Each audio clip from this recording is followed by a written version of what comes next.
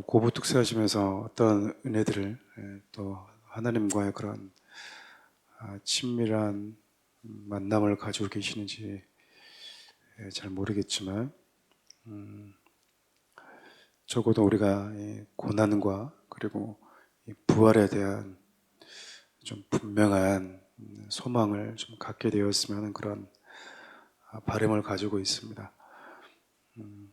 부활의 몸에 대해서 우리가 쭉 생각해 보면서, 그리고 저는 개인적으로는 이 땅의 육신의 몸, 육의 몸을 입고 살아가는 이 짧은 이 시간이 참 소중하다. 그리고 예전에는 이 한많은 이 세상 뭔 의미가 있다고, 우리 주님이나 빨리 왔으면 좋겠다, 그런 생각들이 있었거든요. 힘들 때는. 근데 부활의 몸과 그리고 하나님께서 우리에게 주실 약속의 은혜들을 생각하면서 느끼고 있었던, 다시 생각하게 된 건, 다시 오지 않을 이 육의 몸과의 짧은 그 시간이 참 소중하구나. 후회 없이 하나님이 주신 말씀에 순종하고, 후회 없이 사랑하고, 후회 없이 아름다운 추억들 좀 많이 만들면 좋겠다라는 생각들을 하게 됐어요. 그래서 할 수 있다면 건강하게, 아주 유한하고 한시적인 몸이기는 하지만 육의 몸과의 시간들이 참 역시 특별하다라는 생각들을 하게 되었어요.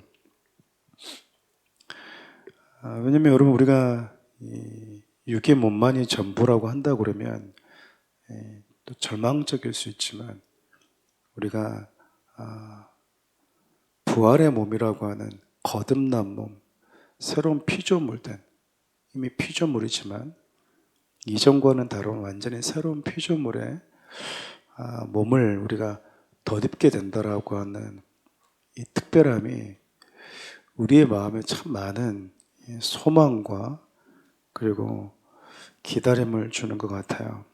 우리가 오늘 부활 특세를 들으면서 예수 믿고 따르는 자들, 예수의 생명을 가진 자들에게 어떤 부활의 몸이 기다리고 있는지 우리가 생각해 보고 있습니다. 특별히 부활의 몸이 어떤 특징을 가지고 있는지를 우리가 생각해 보고 있어요.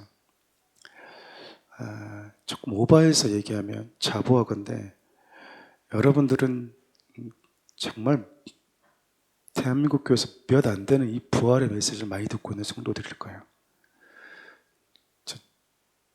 자부합니다. 그리고 진짜 누구보다 부활에 대한 내용들을 많이 아실 거예요. 다른 분들 만나면 사셨네 하고 끝나버릴 건데, 여러분들은 구체적으로 주님이 우리에게 주실 부활의 몸이 어떤 것인지를 정말 많이 알게 되신 분들이라고 생각합니다. 살과 뼈가 있는 몸이었다라고 하는 건 우리 육의 몸과 어느 일정한 부분 집합이 있는 거죠.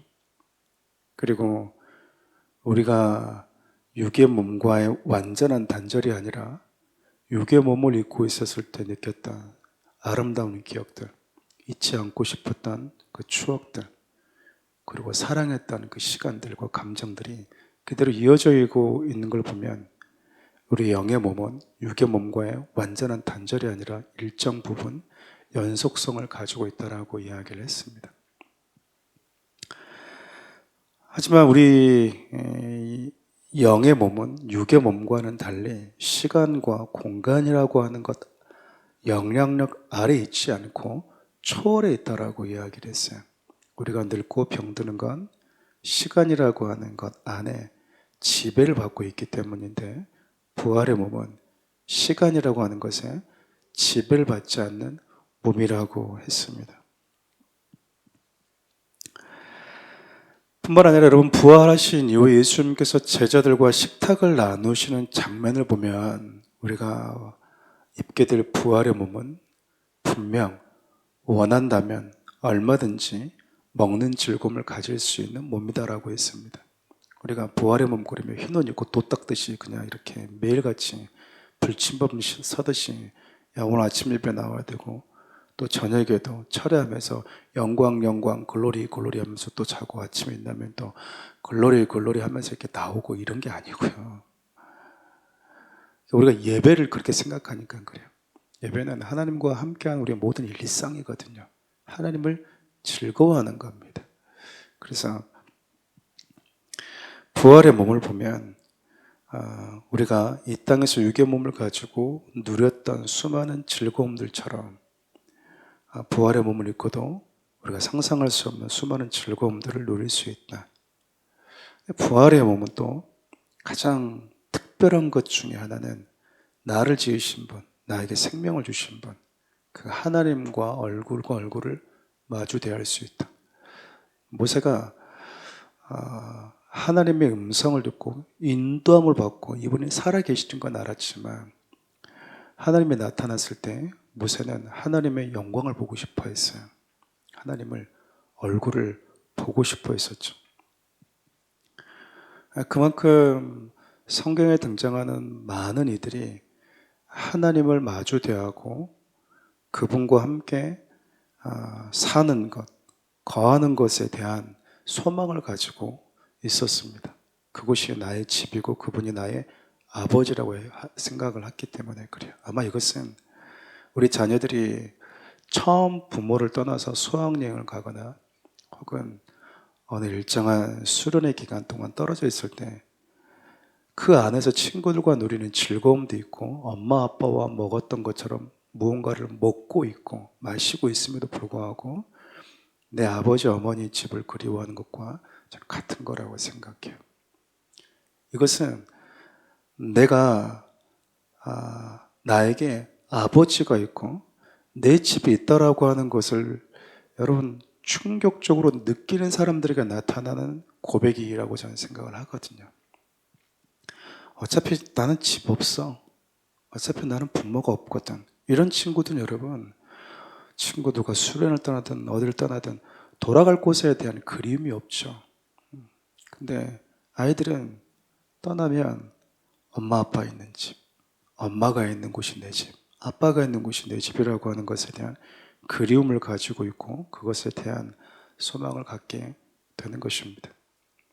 오늘 여러분과 한 가지 더 생각해 보고 싶은 게 뭐냐면 이 부분을 조금 이렇게 내일하고 이렇게 할까 하다가 말씀을 준비하면서 이 부분을 여러분과 오늘 좀 나누면 좋겠다라는 생각이 있었습니다. 내일은 이제 두 종류의 부활에 대해서 설명을 할 건데 오늘 보면 여러분 성경이 말하고 있는 부활의 몸이 이전의 몸과 같으면서도 다르다라고 하는 걸 알 수 있어요. 같으면서도 다르다라고 하는 건 그 다름이라고 하는 건 뭐 손가락이 10개고 이런 개념이 아니고요. 그러면 이상하다고 이렇게 했죠, 사람들이. 그렇죠. 같으면서도 다르다라고 얘기하는 건 영광스러움의 차이가 있다라는 거예요.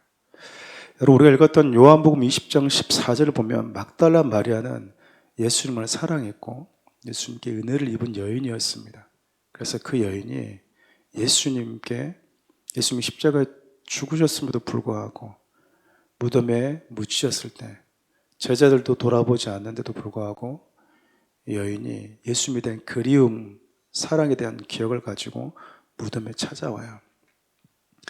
여러분 예수님을 얼마나 사모했는지 아시겠죠? 얼마나 사랑했는지 아시겠죠? 그런데 예수님이 그녀와 대화를 하는데 막달라 마리아가 보자마자 듣자마자 예수님을 알아보질 못합니다. 못 알아봤어요. 여러분 얼마나 사랑했습니까? 얼마나 오래 있었습니까? 얼마나 같이 있었어요. 근데 한 번은 예수님을 못 알아봐요. 그리고 누가복음 24장을 보면 엠마로 내려가는 두 제자 곁에 예수님이 시간을 이동해서 공간을 이동해서 그들 곁에 어느 순간 동행자처럼 함께 걸어가고 계십니다. 그리고 그들이 대화를 해요. 너희들 왜 이렇게 슬퍼하냐? 무슨 일 있냐? 그러니까 제자들은 그렇게 얘기해요. 우리가 기다렸던 분이라고 생각했는데 십자가 죽었는데 당신 그 소문도 지금 모르고 있냐고. 당사자는 예수님이 부활하시고 그분과 대화를 하고 있는데 못 알아봅니다. 그리고 오늘 이들이 예수님과 대화하면서 우리와 함께 좀 같이 좀 유하면 좋겠습니다 라고 하니까 예수님이 허락하시죠. 근데 그들과 함께 있으면서 떡을 떼주세요. 그러니까 이 제자들은 12명의 제자라고 보기에는 좀 그렇고 70인 중에 하나인 제자들이 아닐까라고 우리가 생각해 볼 수 있어요. 예수님과 함께 따라다녔던 제자들은 12명의 제자만 있었던 게 아니고요. 70명의 제자들이 함께 따라다녔거든요. 그 이름 없는 제자들이. 그래서 여러분, 예수님께서 한 번 움직이면 거의 100여 명에 가까운 사역자들이 함께 붙어 다녔던 거예요. 근데 예수님이 떡을 떼어주고 잔을 나와주니까 이들이 갑자기 이렇게 해주신 분은 우리 예수님이 처음이었는데 라고 보니까 주님이 보이지 않는 거예요. 그리고 그들이 그제서야 예수님인 것을 뒤늦게 알아봤다라고 합니다. 이게 뭘 의미할까요? 왜 한 번에 못 알아봤을까? 왜 보자마자 그렇게 3년 가까이 예수님을 따라다녔는데 보면 바로 예수님인 걸 알아봐야 되는데 왜 못 알아봤지? 어떤 특별하게 생김새가 좀 달라졌나? 아니면 모양새가 우리 인간과는 좀 다른 이상한 몸을 입고 오셔서 그런가? 만약 그랬다면 사람들은 놀랬겠죠. 이 사람 좀 우리하고 좀 다른데 이상한데? 이렇게 생각했겠죠. 그런데 너무 편안하고 익숙하게 대하고 있는 걸 보면 큰 부분에 있어서는 자기들과 다르지는 않았던 것 같아요. 그 몸이 어떤 몸이었는지에 대한 힌트가 있는 그 장면이 마태복음 17장에 등장하는 변화상에서 예수님이 영광스러운 몸으로 변화된 모습이었습니다. 그러니까 여러분, 뭘 얘기하고 있는 거냐면 부활의 몸은 영광스러움에 있어서 이전의 육의 몸과는 차원이 다르다라는 거예요. 생김새의 문제라기보다는 근본적인 존귀함과 영광스러움의 차이라고 볼 수 있어요. 시편 8편을 보면 여러분 많이 찬양 가사도 있지만 하나님께서 인간을 창조하실 때 존귀와 영화로 관을 씌워주셨대요. 그러니까 존귀함과 영화로 관을 씌워주셨대요. 그 존귀와 영화의 관은 어떤 것이었냐면 마치 왕이 왕관을 딱 쓰고 즉위하듯이 그것 앞에 왕이 즉위식하면 모든 백성들이 무릎을 꿇듯이 하나님이 이 세상을 인간이 다스릴 수 있도록 그에게 관을 씌우셨을 때요, 모든 피조물들은 그 인간에게 굴복을 했습니다. 우리가 여러분 충분히 상상해 보면 지금도 여러분 수많은 동물들이요, 인간을 가장 무서워해요. 인간을 가장 무서워한다니까요. 그 모든 동물들이 힘 있고 더 파워풀하고 강해 보이는 수많은 동물들도 인간에게 뭐 했다라는 겁니까? 인간의 권위에 순종할 수 있도록 하나님이 그렇게 권위와 존귀함과 영광스러움으로 덧입혀 주셨다라는 거예요. 근데 여러분, 이것이 한순간에 범죄함으로 인해서 벗겨져 버린 거예요. 인간에게 주었던 아름다움, 특별함, 이것이 사라져 버린 겁니다. 범죄하자마자 인간이 외계인이 되고 그런 식이 아닌 거야. 한 가지 예를 들어보려고 그래요. 요셉이 여러분 노예로 팔린 이후에 13년이 지난 후 그가 총리가 됩니다. 애굽의 총리가 되었어요. 아시다시피 여러분, 형들에게 팔렸을 때 그의 옷이 찢겨지고 보디발의 집에 노예로 있었을 때 그의 몰골은 여러분 말이 아니었을까요? 감옥에 있었을 때는 거의 씻지도 못할 정도로, 그래서 애굽에 바로가 콜했을 때 수염을 깎고 가야 될 정도로 그의 몰골은 여러분 거의 노예, 거의 죄수랑 다를 바가 없었을 거예요. 근데 그가 한순간에 꿈을 해석하면서 총리가 됩니다. 그리고 나서 여러분, 형들이 요셉을 찾아와요. 식량을 구하기 위해서 애굽으로 옵니다. 그런데 형과 마주대서 보는데 동생인 요셉은 형들을 알아보는데 형들이 한 번에 요셉을 못 알아봤어요. 왜 못 알아봤을까? 그들의 이 이미지 속에는 동생 요셉은 미천하고 볼품없다라고 생각했거든요. 동생이 존귀함과 영화의 관을 쓰고 영광스러운 보좌, 영광스러운 존재가 되어 있을 거라고는 상상도 못했어요. 형들이 생각한 요셉의 이미지가 있었을까요? 요셉은 이럴 거야. 13년이 지났음에도 불구하고 여전히 형들이 대하고 있는 요셉에 대한 이미지는 초라한 존재. 우리가 옷을 벗기고 이 땅속에다가 이렇게 던지고 애굽의 노예로 팔았던 그 초라했던 모습. 아버지의 흉내를 내면서 와가지고 우리한테 뭔가 지시하는 그 얄미운 녀석. 그들의 이미지에서 동생은 그런 존재였어요. 여러분, 요셉이 성형수술했습니까?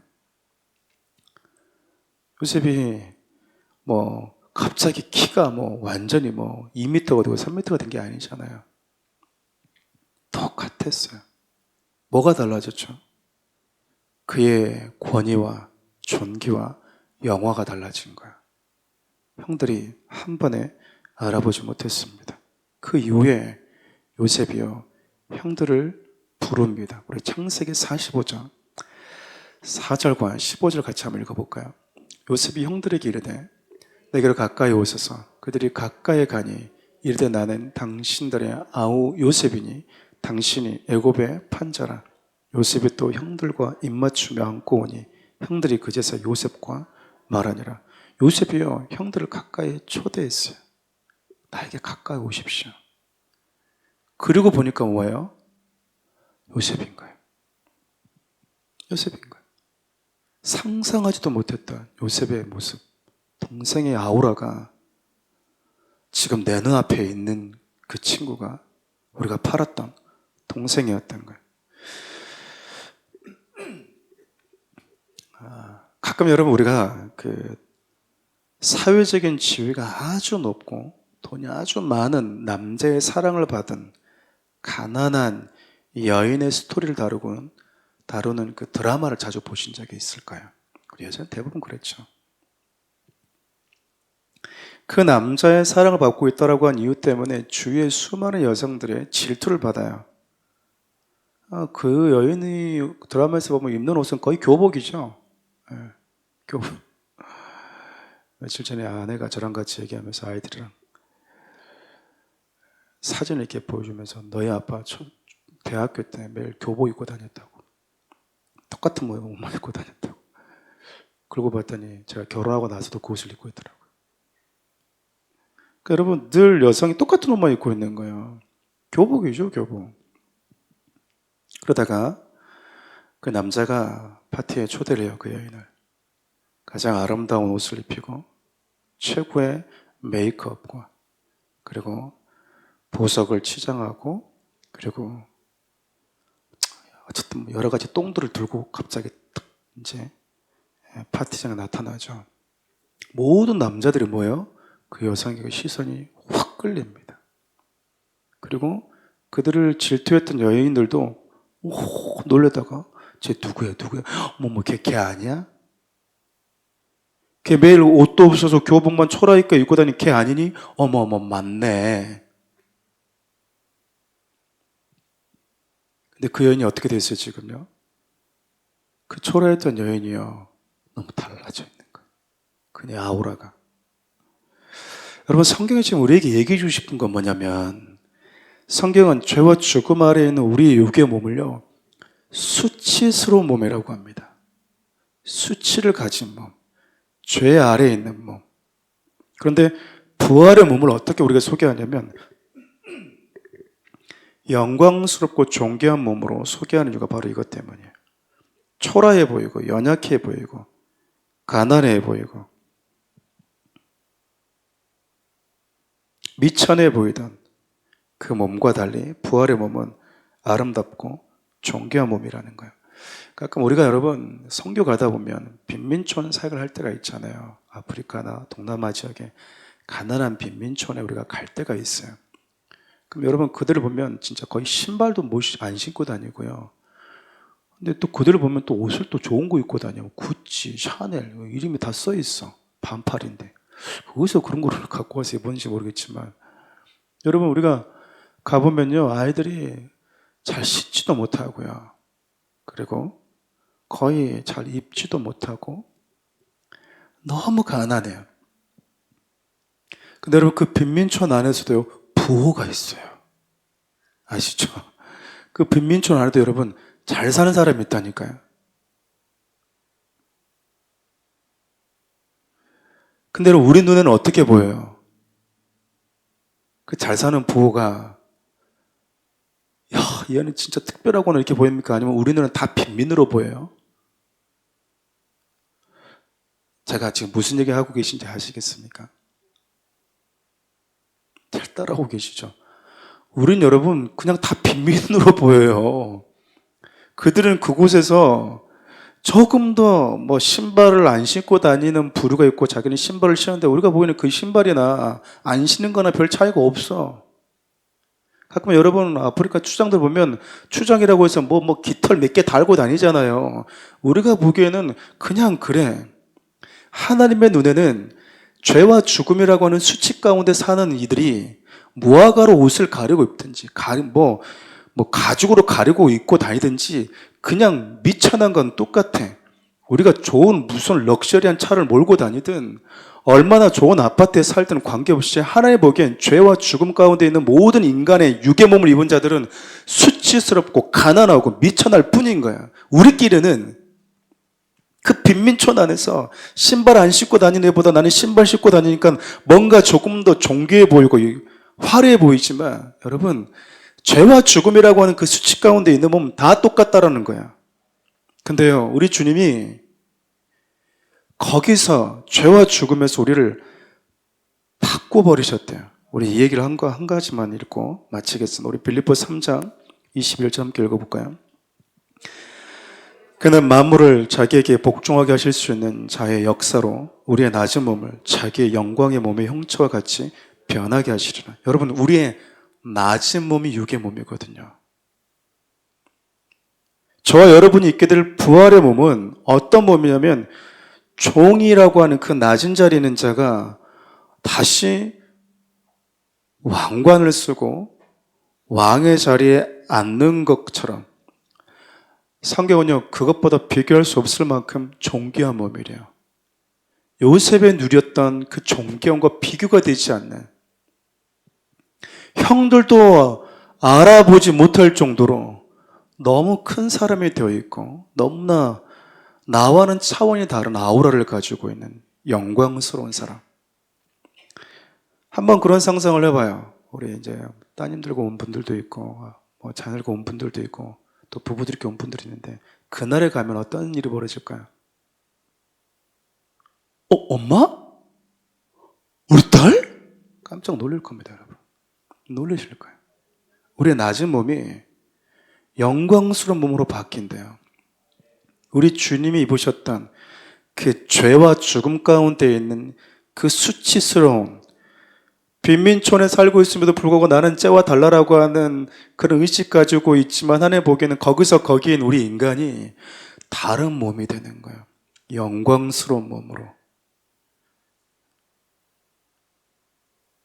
서로가 서로를 보면서 놀라지만 서로를 알아보는 그 아름다운 영광스러운 몸으로요. 우리 주님이 저와 여러분들을 변하게 해주실 거래요. 그래서 저와 여러분들이 입게 될 영광스러운 몸입니다. 기대하십시오. 기대하셔도 좋아요. 저도 이제 여러분들 어떻게 느끼실지 모르겠지만 저는 이제 말씀을 준비하잖아요. 말씀 이렇게 준비하면서 항상 웃으면서 한 번씩 상상해 보거든요. 나도 처음부터 여러분 못 알아볼 수도 있어요. 너무 달라져가지고. 아니, 권사님, 목사님이 다 놀라실 거예요. 다 놀라실 거예요. 여러분 변화산상에서 예수님 모습 보고 놀랬다니까요. 요셉이 형들이 놀랬어요. 놀랬어요. 못 알아볼 정도로 너무나 아름다워 있어요. 너무나 영광스럽고 너무나 존귀한 자리에 있으니까 그 날이 우리에게 약속되어 있다는 겁니다. 여러분 기도했으면 좋겠어요.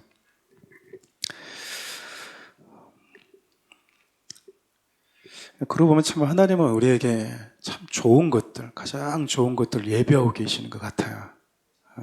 당신의 생명을 가진 자들을 하나님이 정말 아름답게. 그러니까 그래요, 여러분. 조금 이렇게 잘 사는 이 회장님의 아들들 보면 자녀들이 입고 다니는 것도 여러분 달라요. 그렇죠? 어렸을 때부터 입고 다니는 것도 틀립니다. 아버지 하나 부모님 잘 만났다고 하는 이유 때문에. 그리고 그 부모는요, 자기 자녀에게 아무거나 입히고 싶지 않아요. 우리 아버지 하나님이 그렇습니다. 하나님의 자녀라고 하는 이유 때문에 우리가 누리는 영광스러우며 차원이 달라요.